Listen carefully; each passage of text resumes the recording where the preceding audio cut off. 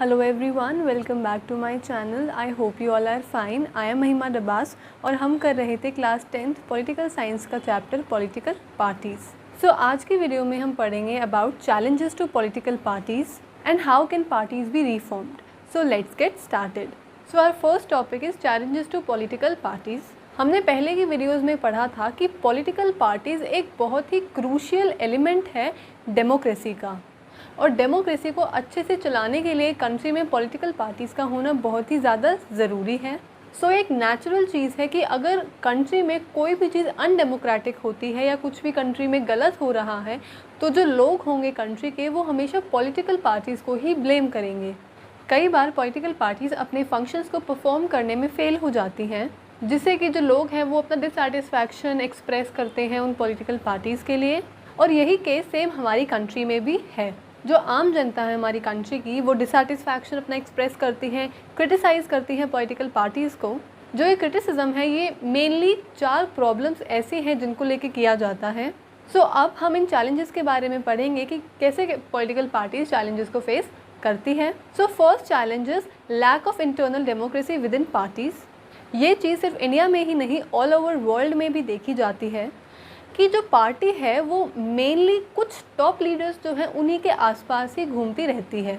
जो पार्टीज़ हैं वो मेंबरशिप रजिस्टर को मेंटेन नहीं करती हैं, और पार्टीज़ ऑर्गेनाइजेशनल मीटिंग्स नहीं करती, और पार्टी के अंदर रेगुलर इलेक्शंस भी नहीं होते हैं। जो ऑर्डिनरी मेंबर्स होते हैं किसी भी पार्टी के, उनको सफिशिएंट इन्फॉर्मेशन मिल ही नहीं पाती कि पार्टी के अंदर एक्चुअली में चल क्या रहा है।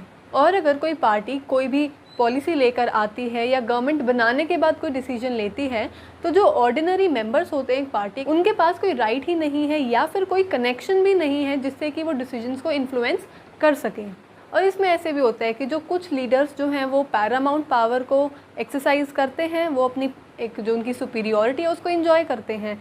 लेकिन अगर कुछ लोग उस चीज़ से डिसएग्री करते हैं और ना खुश हैं तो उनको पार्टी से निकाल दिया जाता है। ये भी माना जाता है कि एक आदमी जो लॉयल्टी शो करता है towards party principles and it's policies, उससे ज़्यादा उसको पर्सनली लॉयल होना पड़ता है towards the leaders of the party. तो इसका मतलब यही है कि डेमोक्रेसी में तो हमें फेयर चांस मिलता है, और पॉलिटिकल पार्टीज़ जितनी भी हैं वो सब अपने आप को डेमोक्रेटिक बोलती हैं और डेमोक्रेसी को प्रमोट करती हैं, लेकिन खुद उनकी पार्टीज़ के अंदर ही इतनी डेमोक्रेसी नहीं होती, वो फेयर चांस नहीं देते सबको डिसीजन लेने का। Second challenge is of dynastic succession. Dynastic succession related है फर्स्ट चैलेंज से ही। इसमें क्या होता है, जैसे हमने सुना है कि राजा का बेटा ही राजा बनता है, तो ये क्या करते हैं, जो टॉप लीडर्स होते हैं पार्टी के उनके पास पूरी पावर होती है क्योंकि वो सुपीरियर होते हैं। तो वो क्या करते हैं, वो अपने ही फैमिली मेम्बर्स को, अपने रिलेटिव्स को, अपने फ्रेंड्स को ही फेवर करते हैं। तो अगर उन टॉप लीडर्स के बाद अगर कोई लीडर बनेगा तो वो मेनली यही देखा जाता है कि उनकी फैमिली या रिलेटिव से ही वो होते हैं, जो कि बहुत ज़्यादा अनफेयर है विद द ऑर्डिनरी मेंबर्स। क्योंकि ऑर्डिनरी मेंबर्स तो काम कर रहे हैं पार्टी में, लेकिन कोई अगर आपके फैमिली मेंबर आके एक लीडर बन रहा है तो उसके पास तो पॉलिटिक्स का इतना एक्सपीरियंस होगा ही नहीं। उसको तो फ़ायदा मिल गया ना कि मेरा पापा या मेरा दादा, मेरी मम्मी दादी जो भी है वो पॉलिटिक्स में पहले से थी, इसीलिए उस इंसान को भी एक लीडर बना दिया गया।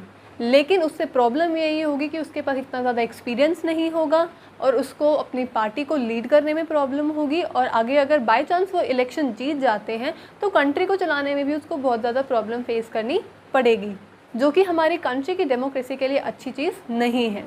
Third challenge is about the growing role of money and muscle power. अब पार्टीज़ क्या करती हैं, वो मेनली फोकस करती हैं इलेक्शंस जीतने के लिए। उनको मतलब ऐसे है कि कैसे भी करके पर हमें बस इलेक्शन जीतना है, चाहे कुछ भी हो जाए। तो वो इलेक्शन जीतने के चक्कर में ही कुछ शॉर्टकट्स यूज़ करती है। पार्टी ज़्यादातर उन लोगों को नॉमिनेट करती है जो कि फ़ंड्स रेज़ कर सकते हैं पार्टी के लिए, और इसी वजह से जो रिच पीपल होते हैं या कंपनीज़ होती हैं जो पार्टी को फ़ंड देती है, पैसे देती है, उनका ज़्यादा इन्फ्लुएंस होता है इन डिसीजन मेकिंग। कई बार ऐसे भी देखा गया है कि कोई क्रिमिनल है और ये लगता है कि वो इलेक्शंस जीत सकता है, तो पार्टी ने उसको भी टिकट दे दी इलेक्शन जीतने के लिए।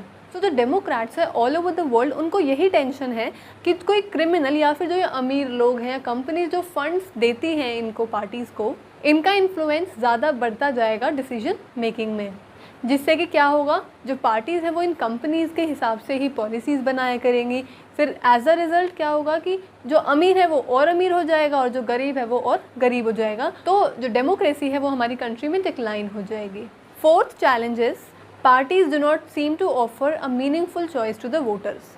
अगर किसी को वोट करना है तो वो पहले कंपेयर करेगा कि दोनों पार्टीज़ में क्या क्या डिफरेंस है, लेकिन पार्टीज़ ऐसी कोई पॉलिसीज़ ला ही नहीं रही जो दूसरी पार्टी से डिफरेंट हो। कहने का मतलब ये है कि दोनों पार्टीज़ ऑलमोस्ट सिमिलर काम ही कर रही हैं और मेनली सभी पॉलिसीज़ पे अग्री कर रही हैं, लेकिन जो उन दोनों के बीच का डिफरेंस है वो बहुत ही माइन्यूट है कि वोटर को समझ ही नहीं आ रहा कि हम किसको वोट करें और किसको नहीं। इसका एग्जाम्पल है, ब्रिटेन में दो पार्टीज़ हैं, लेबर पार्टी और कंजर्वेटिव पार्टी। दोनों पार्टीज़ फंडामेंटल एस्पेक्ट्स पे अग्री कर रही हैं, लेकिन उन दोनों के बीच में डिफरेंस सिर्फ यही है कि कोई भी पर्टिकुलर लॉ वो लेके आएंगे तो जो उसका फ्रेमिंग प्रोसेस होगा और इम्प्लीमेंटेशन होगा वो डिफरेंट होगा। मतलब पॉलिसी तो बिल्कुल सेम आएगी, लेकिन उस पॉलिसी को लाने का जो तरीका होगा और इम्प्लीमेंट करने का तरीका होगा वो अलग होगा। तो अब लोग तो कंफ्यूज हो गए, क्योंकि पॉलिसी तो सेम ही है, तरीका बेशक अलग हो, रिजल्ट तो आखिर में वही आना है। तो लोगों के पास एक क्लियर और मीनिंगफुल चॉइस ही नहीं बचेगी किस पार्टी को चूज़ किया जाए, कौन सी पार्टी हमारी कंट्री के लिए अच्छी साबित होगी। और सेम ऐसा ही कुछ हमारी कंट्री में हो रहा है। Our last topic of this chapter is how can parties be reformed. अभी तो हमने पढ़ा था कि पार्टीज़ क्या क्या प्रॉब्लम्स या चैलेंजेस फेस कर रही हैं, लेकिन चैलेंजेस तो है, लेकिन उनको रिफॉर्म करने का तरीका भी तो है। तो अब हम देखेंगे कि कैसे हम पार्टीज़ को रिफॉर्म कर सकते हैं। हमारी कंट्री में रिसेंटली कुछ रिफॉर्म्स को इम्प्लीमेंट किया गया था, पहले हम उनके बारे में पढ़ेंगे। फर्स्ट था कि हमारी कंट्री में डिफेक्शन बहुत ज़्यादा बढ़ गया था। डिफेक्शन का मतलब होता है कि कोई भी एमएलए या एमपी इलेक्शन जीतने के बाद किसी और पार्टी में चला जाता था और जिस कॉन्स्टिट्यूएंसी से उसने इलेक्शंस लड़ा वो सीट भी उसके साथ ही दूसरी पार्टी में शिफ्ट हो जाती थी। तो लोगों को ये बहुत ज़्यादा अनफेयर लगा, क्योंकि उनको ये लगा कि ना हमने तो इस पर्टिकुलर पार्टी के लिए वोट किया था और अब ये दूसरी पार्टी में जाके बैठ गया, तो क्या फ़ायदा हमारी वोटिंग का। तो इसी के चलते हमारे कॉन्स्टिट्यूशन को अमेंड किया गया, जिसमें कहा गया कि कोई भी एमएलए या एमपी अगर एक पार्टी से दूसरी पार्टी में जाता है तो जो लेजिस्लेचर में उसको सीट मिली है उसको उसे लूज़ करना पड़ेगा। मतलब वो एज अ एमएलए या एमपी किसी और पार्टी में नहीं जा सकता, वो सिर्फ एज अ मेंबर उस पार्टी में जा सकता है। उस पार्टी में जाने के बाद उसके पास कोई भी पावर, मतलब वो ना तो एमएलए रहेगा ना ही वो एमपी रहेगा। और इस नए लॉ के बाद से डिफेक्शन जो है वो बहुत ही कम देखा गया है हमारी कंट्री में। लेकिन इसके बाद एक चीज़ बढ़ गई कि एमएलए एमपी बनने के बाद अब कोई भी अपनी सीट नहीं छोड़ना चाहेगा। अगर वो पार्टी से ना खुश है तो भी उसको वहीं रहना पड़ेगा, और इसका फ़ायदा जो टॉप लीडर्स होते हैं वो उठा रहे हैं।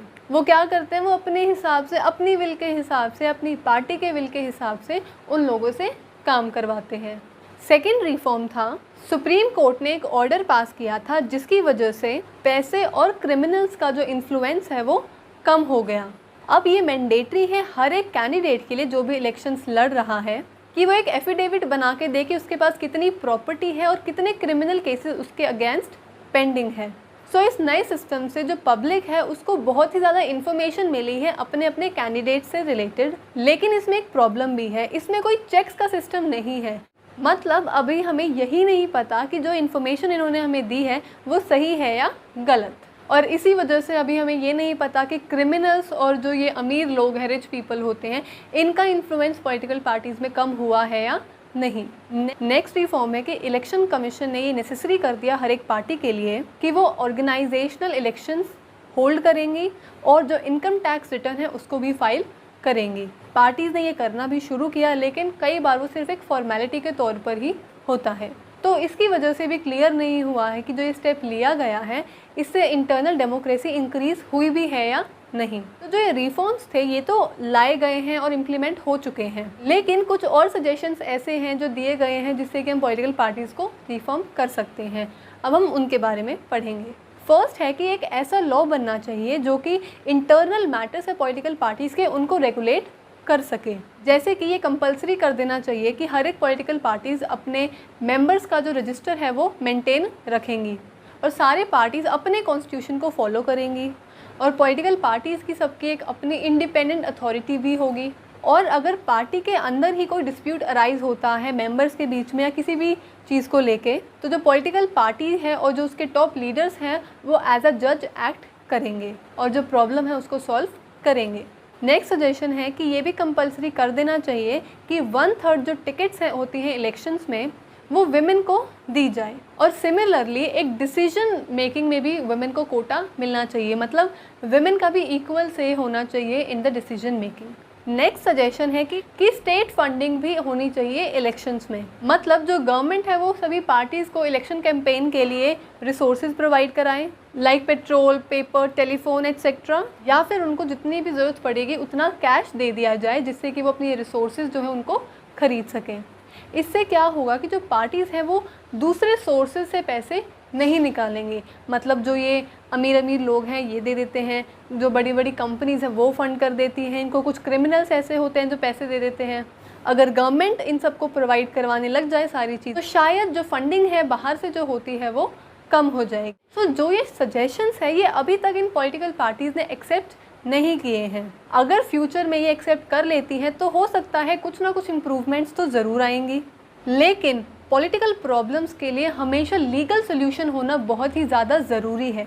ओवर रेगुलेशन नहीं होना चाहिए, वरना जो पॉलिटिकल पार्टीज़ है वो क्या करेंगी, उन लॉज को चीट करने का तरीका खुद ब खुद ढूंढ लेंगी। और इन सब के अलावा भी यही है कि कोई भी पॉलिटिकल पार्टीज़ ऐसे लॉज पास करेगी ही नहीं जो कि उनके अगेंस्ट हो या जो उनको पसंद ना हो।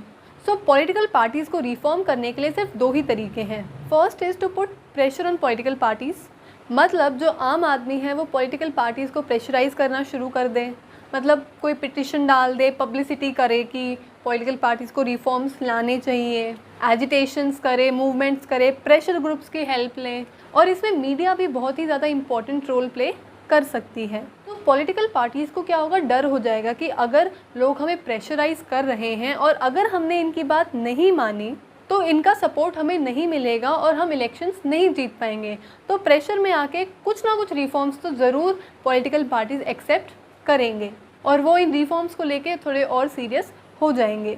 सेकेंड तरीका रिफॉर्म्स लाने का है कि जो लोग चाहते हैं कि पॉलिटिकल पार्टीज़ में रिफॉर्म्स आए वही लोग पॉलिटिकल पार्टीज़ को ज्वाइन करना शुरू कर दें, क्योंकि जो क्वालिटी है डेमोक्रेसी की वो उसी चीज़ पे डिपेंड करेगी कि पब्लिक पार्टिसिपेशन कितना है एक कंट्री में। तो ये चीज़ बहुत ही ज़्यादा मुश्किल हो जाएगी कि जो ऑर्डिनरी सिटीजन्स हैं अगर वो पार्टी के बाहर से ही बस उसको क्रिटिसाइज़ करती रहेगी कि हमारा सिस्टम अच्छा नहीं है, ये पार्टी बेकार है या वो पार्टी बेकार है, तो उससे जो प्रॉब्लम है वो सॉल्व नहीं होगी। ऑर्डिनरी सिटीजन्स को खुद सामने आना पड़ेगा, या तो खुद की अपनी पार्टी बनाओ और लोगों को बताओ कि हम रिफॉर्म्स लेके आएंगे, हम रिफॉर्म्ड पार्टी ही बनाएंगे, या फिर जो एग्जिस्टिंग पॉलिटिकल पार्टीज़ हैं उनको ज्वाइन करो और लोगों को इन्फ्लुएंस करो। जिससे क्या होगा कि हो सकता है जिस पार्टी को आप ज्वाइन कर रहे हो वो आपसे इन्फ्लुएंस हो जाएगी और वो अपने आप को रिफॉर्म कर लेगी, और उसको देख के जो दूसरी पार्टी है वो भी रिफॉर्म कर लेगी, क्योंकि उसको पता है कि इस पार्टी ने रिफॉर्म कर लिया है तो इसको सपोर्ट भी पब्लिक का मिलेगा, तो वो भी सपोर्ट लेने के लिए और इलेक्शन जीतने के लिए अपने आप को रिफॉर्म कर लेगी। So that's it. इसी के साथ हमारा चैप्टर पॉलिटिकल पार्टीज़ ख़त्म होता है। नेक्स्ट वीडियो में हम शुरू करेंगे एक नया चैप्टर, आउटकम्स ऑफ डेमोक्रेसी। सो अगर आपको मेरी वीडियो अच्छी लगी, so you know the drill, like, share and subscribe. Thank you and stay safe.